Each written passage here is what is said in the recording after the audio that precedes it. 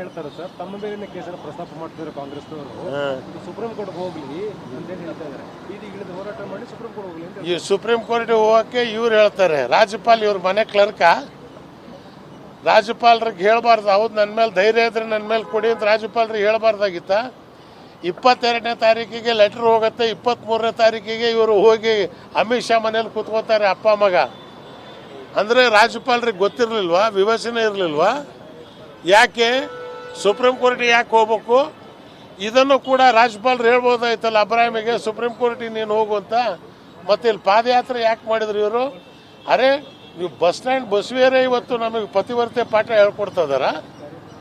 ಯಾರು ಇವರು? ಇವ್ರ ಮೇಲೆ ಎಷ್ಟು ಪ್ರಕರಣಗಳಿದ್ದಾವೆ?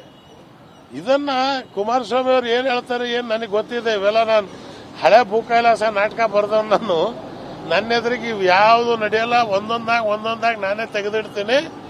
ಹೋರಾಟಕ್ಕೆ ನಾನೇ ಮೈದಾನಕ್ಕೆ ಇಳಿತಾ ಇದ್ದೀನಿ. ನೋಡಿ ಸಂಗ್ರಾಮ ಹೇಗೆ ಶುರು ಆಗುತ್ತೆ ರಾಜ್ಯದಲ್ಲಿ ಅಂತ. ಧನ್ಯವಾದ. ಕುಮಾರಸ್ವಾಮಿ ಹೇಳ್ತಾರೆ ಸರ್, ತಮ್ಮ ಮೇಲಿನ ಕೇಸನ್ನು ಪ್ರಸ್ತಾಪ ಮಾಡ್ತಿದ್ದಾರೆ ಕಾಂಗ್ರೆಸ್ನವರು. ಸುಪ್ರೀಂ ಕೋರ್ಟ್ ಹೋಗ್ಲಿ ಅಂತ ಹೇಳ್ತಾ ಇದ್ದಾರೆ. ಬೀದಿಗೆ ಇಳಿದು ಹೋರಾಟ ಮಾಡಿ ಸುಪ್ರೀಂ ಕೋರ್ಟ್ ಹೋಗ್ಲಿ ಅಂತ. ಈ ಸುಪ್ರೀಂ ಕೋರ್ಟ್ ಹೋಗಕ್ಕೆ ಇವ್ರು ಹೇಳ್ತಾರೆ, ರಾಜ್ಯಪಾಲ್ ಇವ್ರ ಮನೆ ಕ್ಲರ್ಕ. ರಾಜ್ಯಪಾಲರಿಗೆ ಹೇಳ್ಬಾರ್ದು, ಹೌದು ನನ್ನ ಮೇಲೆ ಧೈರ್ಯ ಇದ್ರೆ ನನ್ನ ಮೇಲೆ ಕೊಡಿ ಅಂತ ರಾಜ್ಯಪಾಲರಿಗೆ ಹೇಳ್ಬಾರ್ದಾಗಿತ್ತ.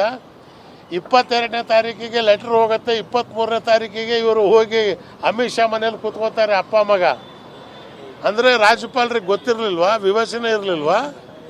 ಯಾಕೆ ಸುಪ್ರೀಂ ಕೋರ್ಟಿಗೆ ಯಾಕೆ ಹೋಗ್ಬೇಕು? ಇದನ್ನು ಕೂಡ ರಾಜ್ಯಪಾಲರು ಹೇಳ್ಬೋದಾಯ್ತಲ್ಲ ಅಬ್ರಾಹಿಮಿಗೆ, ಸುಪ್ರೀಂ ಕೋರ್ಟಿಗೆ ನೀನು ಹೋಗು ಅಂತ. ಮತ್ತೆ ಇಲ್ಲಿ ಪಾದಯಾತ್ರೆ ಯಾಕೆ ಮಾಡಿದ್ರು ಇವರು? ಅರೆ ನೀವು ಬಸ್ ಸ್ಟ್ಯಾಂಡ್ ಬಸವೇರೇ ಇವತ್ತು ನಮಗೆ ಪತಿವರ್ತೆ ಪಾಠ ಹೇಳ್ಕೊಡ್ತಿದಾರ? ಯಾರು ಇವರು? ಇವ್ರ ಮೇಲೆ ಎಷ್ಟು ಪ್ರಕರಣಗಳಿದ್ದಾವೆ? ಇದನ್ನ ಕುಮಾರಸ್ವಾಮಿ ಅವ್ರು ಏನು ಹೇಳ್ತಾರೆ ಏನು ನನಗೆ ಗೊತ್ತಿದೆ. ಇವೆಲ್ಲ ನಾನು ಹಳೆ ಭೂಕೈಲಾಸ ನಾಟಕ ಬರೆದವ್. ನಾನು ನನ್ನ ಎದುರಿಗೆ ಇವು ಯಾವುದು ನಡೆಯಲ್ಲ. ಒಂದೊಂದಾಗಿ ನಾನೇ ತೆಗೆದಿಡ್ತೀನಿ. ಹೋರಾಟಕ್ಕೆ ನಾನೇ ಮೈದಾನಕ್ಕೆ ಇಳಿತಾ ಇದ್ದೀನಿ. ನೋಡಿ ಸಂಗ್ರಾಮ